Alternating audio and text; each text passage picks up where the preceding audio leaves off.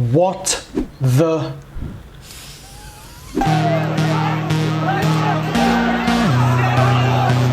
55 years England have waited to have even been competing in a major final in football since we won the World Cup back in 1966. Some people are on the pitch, they think it's all over. It is now! Numerous tournaments ending in heartbreak and disappointment at penalty shootouts. Oh dear, it's West Germany. Southgate, the defender, it's been saved! Going through Batty's mind, don't join them. It's Batty, and he has joined them, and... Yet, so much hope at every tournament we enter. I think they're going to win it. Even being cheated out of the World Cup in 1986 by Maradona's hand of God when I was just 4 years old hadn't been enough to dampen England's enthusiasm and optimism. 55 years of hurt as we waited and waited for football to come home, as everybody loves to go on about. It's coming on! It's coming on! It's coming on! It's massively coming on! And it's coming on! All that waiting and waiting, and finally Gareth Southgate, one of the actual players that missed a penalty to get us knocked out of the semi-final of Euro 96 25 years ago. Saved it! Oh my word. Had assembled his team, the best, most organized and humble set of players that I and many others have seen in our lifetimes, and he manages to get this group of heroes to the final of Euro 2020 in London, at home against a relatively weak Italian side. A chance for English people, whether football fans or not, to truly rejoice and celebrate the country's success after what has probably been one of the shittest years for generations. And then this is what happens at the final. Inside Wembley, England followers, many without tickets. It wasn't just Wembley that was out of control. In Leicester Square in London, England fans trashed their own city. Others appeared to take the law into their own hands. Absolutely embarrassing. As an English football fan, this was simply mortifying, especially to me personally, as a representative of England here in Taiwan that's doing his best to put himself online and not only promote Taiwan to the rest of the world, but also I like to think that I kind of promote England to the Taiwanese people. I want to behave in a manner becoming of English expats all around the world, and maybe some people will see me online and consider visiting England in order to experience and sample that British politeness and gentlemanliness because of the things I share about my home country. Well, these people who so publicly and openly shamed our country and let the country down last week have undone so much good work that's been done by English expats all around the world. And while the football game itself may have dominated the back pages of international newspapers, the front pages of those very same newspapers were full of vile, disappointing, shocking images of those English football hooligans absolutely embarrassing themselves, embarrassing every English person around the world, and in turn embarrassing me here in Taiwan. But yes, before we get into the meat and bones of this particular video, I do want to acknowledge that yes, I have made a video very similarly titled about why I'm embarrassed to be British in Taiwan, regarding the fact that the English government doesn't recognize Taiwan as a country. But that level of embarrassment is a little bit different to what I'm experiencing with this particular event. The government of a country are usually quite out of touch with the common citizen, and their actions don't usually directly represent those of their citizens. I think the average man on the street in England would quite happily acknowledge Taiwan as a country, and we all know exactly why the government don't. China? So that's a kind of embarrassment I can kind of live with and distance myself from, as we all know it's got quite deeper political meaning behind it. But as a huge football fan and an ex-season ticket holder of Everton in the English Premier League, I attended dozens and dozens of games every year, and as such, these people actually represent people just like me. And now, as a result of their actions, I feel that when I meet a Taiwanese person in future, or indeed when I talk on this channel, I'll be embarrassed to admit that I'm English and I'm a football fan. The stereotypes and connotations of English football fans have been highlighted and strengthened by the actions of these people involved. And yeah, I'm embarrassed to talk about it. Even now in this video, I feel uncomfortable acknowledging the fact that I'm an English football fan.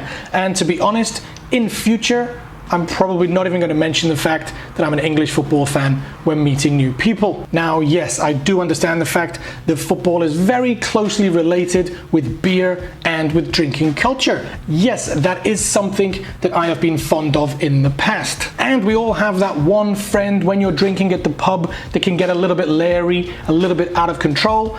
Admittedly, sometimes that can be me, sometimes it might be you, but generally speaking, the group looks after each other, takes care of their friends, keeps everybody in check, and for the benefit of the group and everybody in that place, everything stays under control. But in this example from the game on Sunday, it seemed bigger than that. It seemed like a bigger pack mentality with hundreds of people intent on causing trouble at the game. It wasn't just one or two bad apples ruining it for everybody else. It was hundreds, maybe thousands of people without tickets for the game, smashing through ticket gates, avoiding COVID checks, which is absolutely insane. We're not going to even get into that. There were fans from rival city clubs exchanging punches and glass bottles being thrown in the streets. And there were hundreds and hundreds of kids attending the game that would have been absolutely terrified of what they were seeing. In fact, it reminds me of a game I attended at Wembley back in 1991. I was just 9 years old, the same age that William is now, and I went to the game with my friend and his father, and outside the game on Wembley Way there was a big fight and all of the crowd got split up and my friend got separated from me and his dad. And me being 9 years old, I was absolutely terrified that we'd lost Dave and he'd gone forever. I was broken hearted and crying in the police office, but of course they found him and they brought him into the office. But that memory has stuck with me, and the same thing will have happened to those children that were attending the game on Sunday. The actions of these mindless idiots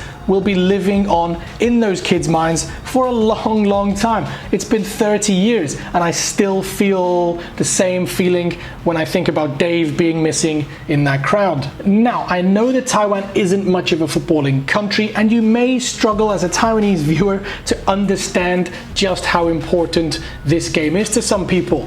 But I'm not over-exaggerating when I say that to some people, football is more important than life and death. Somebody said the football's a matter of life and death to you. I said, listen, it's more important than that. And it's not just people that play and manage in the game that put it higher priority than some other things in their life. My daughter was born in 2012, and you know what? It's a better feeling. Yes, some people actually rank football as more important than the birth of their own children. And I too was very upset on Monday morning when Italy finally beat us and we lost in the final. But on a personal level, this week has been much tougher for me for some other heartbreaking reasons. Therefore, I am very much able to put everything into perspective and see this exactly for what it was. It was a game of football that we lost and we should move on. That's how I do it. But unfortunately, the violence and misbehavior before the game on Sunday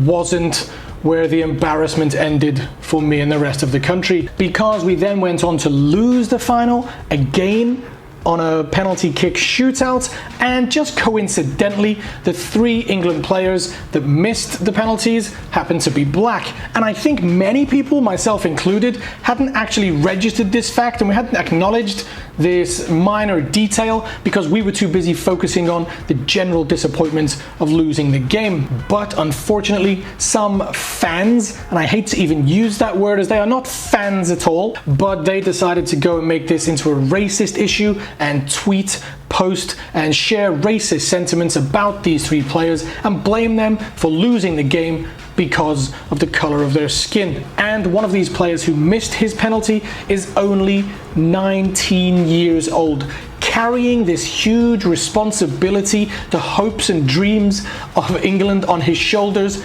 should be enough.